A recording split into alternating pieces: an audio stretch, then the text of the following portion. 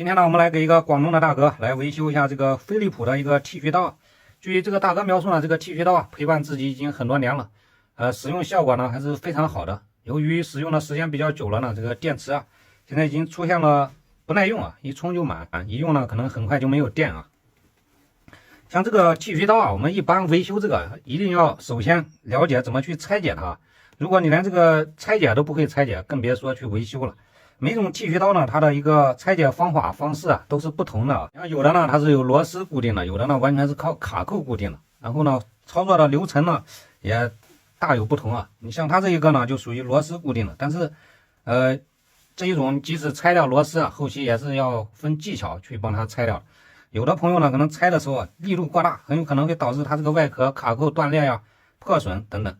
所以说呢，拆解这一块非常的重要你像更换电芯呢，这一种还是比较简单的，只要有一把简单的电烙铁都能解决。主要的呢就是拆解它。它这个呢现在目前是可以运转的，唯一呢就是使用的时间不是很长。下面呢我们就来操作一下，方便大家以后再遇到这种剃须刀不知如何去拆解拆解之前呢，我们一定要准备一个螺丝刀这个螺丝刀呢也是分这个尺寸的大小。像这一种呢比较常见的一个梅花内六角首先呢我们在拆的时候呢一定要找到它的螺丝孔位，然后呢去帮它拆解。因为这种剃须刀呢我们平时修的也比较多，所以说呢拆解它也是比较轻松的。但是对于一些新手朋友来说呢，可能就不是很好操作了。其次呢把这边推开，这边呢还有一颗螺丝，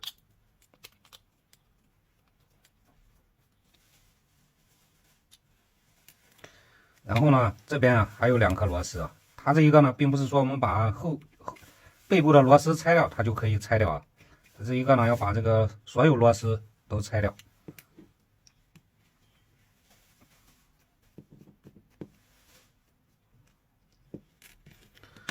这个时候我们可以把这个给它拿下来，是不是？其次呢就是来拆解它的背部背部呢我们拆的时候要这样，这个时候呢有撬棒的话也可以用撬棒去拆，没有的话呢我们就用这个手去帮它抠掉，这样呢避免它后期有这个撬痕。你看这边都是有卡扣的拆解它呢一定要注意避免把这些卡扣给它拆断这个时候呢千万不要直接往后扳因为你力度太大很有可能会把这边给它扳断。它这一个呢是这样的往下拉，这样呢它的内部我们就帮它拆掉了。它的这个内部电芯呢是一颗1.2伏的一个电池所以说呢我们更换这个电池也要了解它的原厂的一个电池电压，避免呢电压不同后期它这个力度也是不同的其次呢我们就是要把它这个主板给它取出来，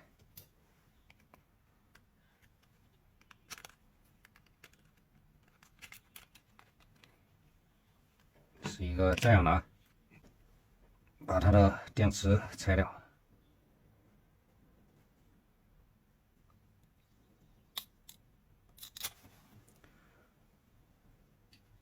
这边我们在焊接的时候一定要另外一只手一定要拉，不然呢它拆不掉这呢就是它原装的一个电池了。这个电池拆掉以后呢，我们拿一颗新的电池把它装上。这颗电池呢是一个1.2伏，单节容量呢是1800毫安，然后帮它进行一个归位。归位的时候呢，一定要确认这边的正负极千万不要搞错了。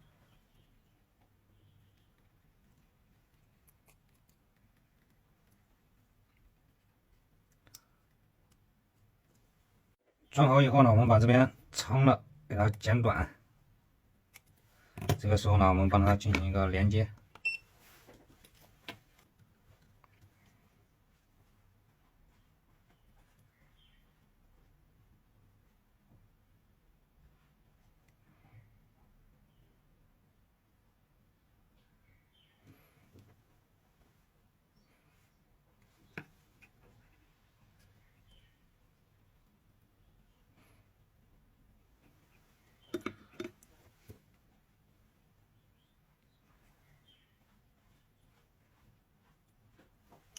好了，到目前呢，这个电芯啊，我们就帮它更换完成。下一步要做的呢，就是给它进行一个归位。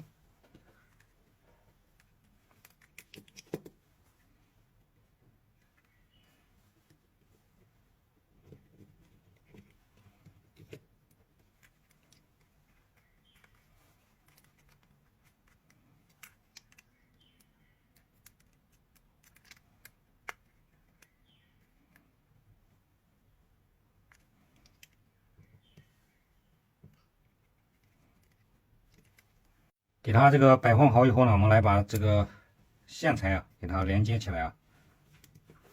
这个正负极呢，我们也不要接错了。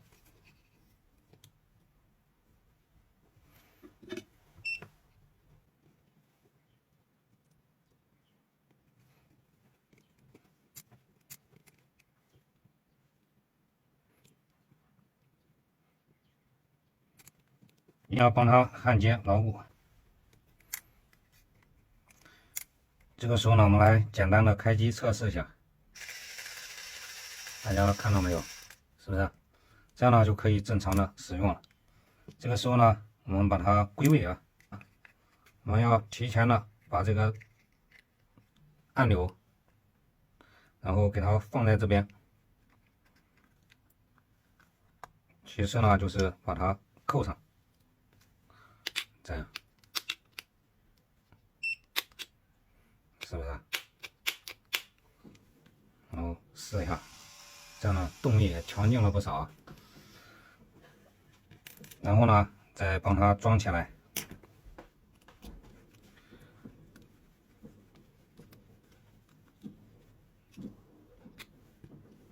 这边的螺丝。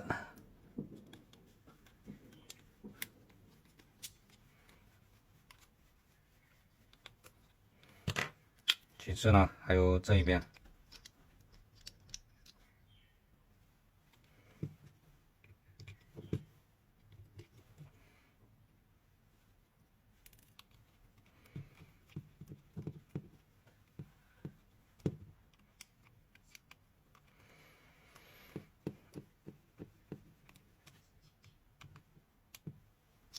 然后试机。是不是这样呢？后期就比它这个电池要耐用很多，充一次电呢，使用更持久啊。这样呢，它这个剃须刀我们就给它修好了。正好呢，它的充电器也拿过来了，我们来充上电，试一下啊。大家看着，这边呢指示灯也已经正常的显示了，说明呢充电也没有任何问题啊，用起来呢非常的丝滑。所以说呢，大家以后在自己的剃须刀也出现了电池不耐用，一充就满，一用就没电了这种情况呢，也可以参照我们的这个视频啊，给它进行一个电池维修扩容啊。只有这样呢，这个剃须刀才能发挥到最大极致的一个动力跟它的使用时长啊。如果我们只是单纯的看它坏了就丢了呢，这样还是比较可惜的啊。毕竟呢，拿到售后那里这个维修费用还是比较高的，所以说呢，有这一方面动手能力的，也不妨可以拆开给它进行一个维修，这样呢维修一下还是比较不错的，再使用个5、6年应该是没有任何问题的。所以说呢，这一块要根据大家自己的这个动手能力去给它进行一个维修。一般像这种剃须刀如果没有进水的话，出现无力啊、不耐用啊等等，都是这个电池原因导致的，它无力不耐用。所以说呢，这个时候我们去给它更换一颗大容量的电芯呢，是很有必要的啊。同时呢，也非常感谢这个大哥的支持跟信任，这样呢，这个剃须刀我们就完美的帮他进行了一个修复啊。行，今天的这期视频呢，就跟大家分享到这里，感谢大家的关注与支持，我们下期再见。